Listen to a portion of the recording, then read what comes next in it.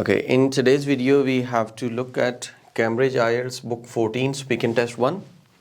It is one thing. Second thing, we have this is one complete speaking test. In this speaking test it is going to be speaking part 1 interview. Then we have part 2 that is called cue card, and after that we have part 3 that is discussion, follow-up questions. These are the three parts. Okay, it is your speaking. Then we have to look at question page number 5. These are the topics of your speaking part 1 and your speaking part 3. Apart from that, we have a list of cue cards, and these are predicted cue cards and these are expected cue cards you will be getting in December or you will be getting in January. So we have to look all these things. The cue card is this part. This part 2. Part 2 is predictions, like the cue card prediction.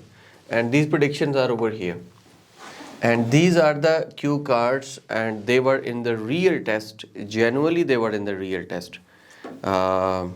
The students appeared in the test and they got the same questions.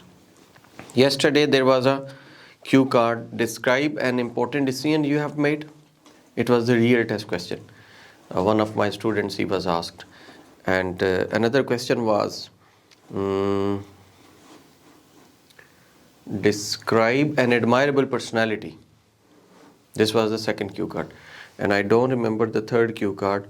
So whenever students appear in the real test and they tell us that this was the cue card in my real test, and we are making the answers of all these cue cards, and these are the predicted cue cards. Why these are predicted cue cards?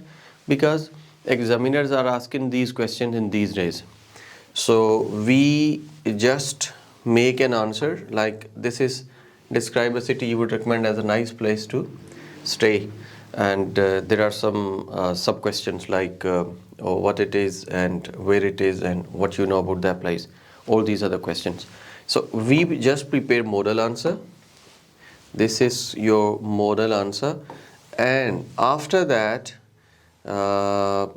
these are our books, like academic reading volume 1, volume 2, GT reading. Then we have speaking and writing, and we have listening. Okay, so these are the follow-up questions. Follow-up questions mean the questions you are getting over here, like after cue card you are getting discussions or follow-up questions. So we have to go through the cue cards. I'll be sending you this PDF. I've already forwarded you. I'll be sending again. You have to prepare the cue cards, and you have to prepare these tests, as well as these are the part 1 and part 3 questions. The most important thing is, the Cambridge series we have from Cambridge 1, Cambridge 2, 3 until Cambridge 18. Whatever there were the real questions, like as we do in the listening test, as we do in the writing, as we do in the reading. So we have prepared the model answers of original Cambridge test, Cambridge IELTS 14 speaking test 1. Whatever the questions were there, we have prepared the model answer. For example, let me show you. Sir, excuse me. Yeah. So do they repeat the question for the next session? Or Speaking and writing, they are being repeated. Okay, I have to go in the Cambridge, like these are the Cambridge. I don't know you are able to see screen or not. I have to go in Cambridge 14, 1. This is 15. Okay, this is Cambridge 14 and speaking test 1. Over here, the first question is, if you can see on my screen side, this is your part 1. And what job would you like to have 10 years from now? What job would you like to have from 10 years now? And over here, okay, what job you would like to have 10 years from now? So this is a real question. It is the real question, right? And you have confirmed it now, like it was over there. in your speaking test. So you have to think about this question for 5 seconds and then you have to speak. Whatever you will be speaking, your answer will be recorded over here. Then you have to click on the next question. When you click on next question, how useful will English be for you in the future? How useful will English be for you in the future? Over here, how useful will English be for your future? Why and why not? And we have prepared the model answers. What you have to do, you have to just go through all these questions of Cambridge IELTS 14, test 1, test 2, then test 3 and then test 4. Speaking part 1, then Q card part 2 and then Q card part 3. After that you have to come on our portal, LMS portal, and you have to click the next question, just record your answer. Click the next question, just record your answer. Click the next question, just record your answer. So part 1 will be around 4 to 5 minutes. Then it is going to be the part 2. As you have the answer, model answer, you just go through it, record it and then send it. Okay, coming back, we have to start from here. This is your, okay, these are the topics we have to go through. For example, your first topic is about the marriage. And here in this topic, you have to speak whatever your question is, you will be speaking 10 to 15 or 15 to 20 seconds. 15 to 20 seconds are enough. And examiner will be asking you in your part 1. Your part 1 lasts for 4 to 5 minutes. 4 to 5 minutes is your part 1. Then you have part 2. Part 2, it is 1 plus 2 minutes. And then you have part 3. It lasts for again 4 to 5 minutes. So your complete speaking test, it is equal to 11 to 14 minutes. Your speaking test is going to be 11 to 14 minutes. So you have to prepare your answers, and your answers should be to the point. Within 2 to 3 sentences, you have to complete your answer. For example, the question is, what is attitude toward the marriage in your country? Ahmad, can you please tell me what is attitude towards marriage in your country? How you would answer it? Sorry, sir, can you repeat the question? My question is, what is the attitude towards marriage in your country? We have just simple marriage, like we do nikah. After that, maybe some of we go to the hotel, and then we read the wedding. And after that, we go home. Okay, right. These are called, you can say, traditions or procedures we do. Like, what is attitude towards getting married mean? People usually plan to get married at the age of 20, at the age of 25, during the university, after finishing the university, after doing MPhil, PhD. So what is the trend there? Usually we do after graduation from university. Okay. In KPK region, people usually do firing and fireworks. Fireworks are everywhere in Pakistan. Like, do people do the same thing in Afghanistan as well? Yes.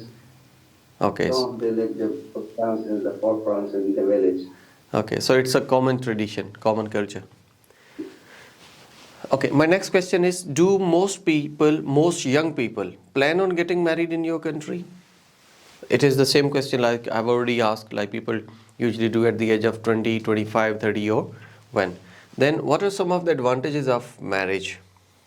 What can be the advantages of getting married? Who is married here? Ma'am Shagufta, are you married? Yes, ma'am. I am married. Okay. What can be the advantages of getting married?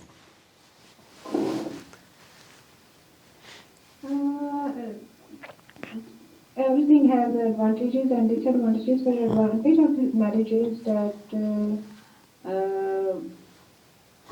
our country we can say that up till now we can say that females are not this much allowed to do jobs or stuff like that. So after getting married,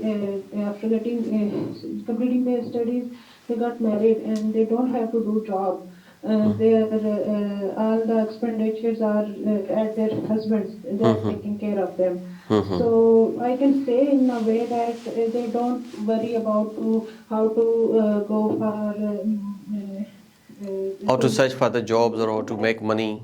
No worry about that. This responsibility totally Yeah, no responsibility of money or stuff like that. If in a one way I can say that it is advantage, but it can be a disadvantage as well.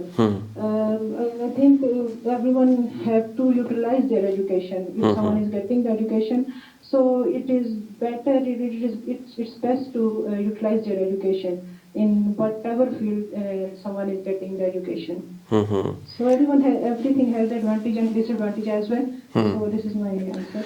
A person should be focused, and he will be focused after getting married. Obviously, he will be having responsibilities of wife and livelihood, household items, and when they are having kids, so obviously he would be bound, he will be restricted from some social activities, and his focus will be towards the family. Okay, what are some of the disadvantages of getting married? Any other one? The people who are not married, they can answer it better, in a better way. What can be the disadvantage? Usually people say, don't go for getting married, and if you get married and after marriage you won't be having liberty to go somewhere, and you will be bound after sunset or after your job, you are compelled to come back at home. So such kind of things, usually youngsters consider that these are the disadvantages. So is it? I think these are disadvantages. I think these disadvantages are for males. They will miss these advantages which they are not having after the marriage. Okay. For females, they have to stick in the home to take care of the family, for mother-in-law, the kids, everyone. So these things are going to miss. I think males are going to miss these things, to go out and hang around with their friends or colleagues, enjoying the life. Okay, fine. Coming next towards hobbies. Our next topic is about the hobbies. Hobbies are the activities you do in your free time. Like the question is, do you have your hobbies? Zara Amir, can you tell me what are your hobbies?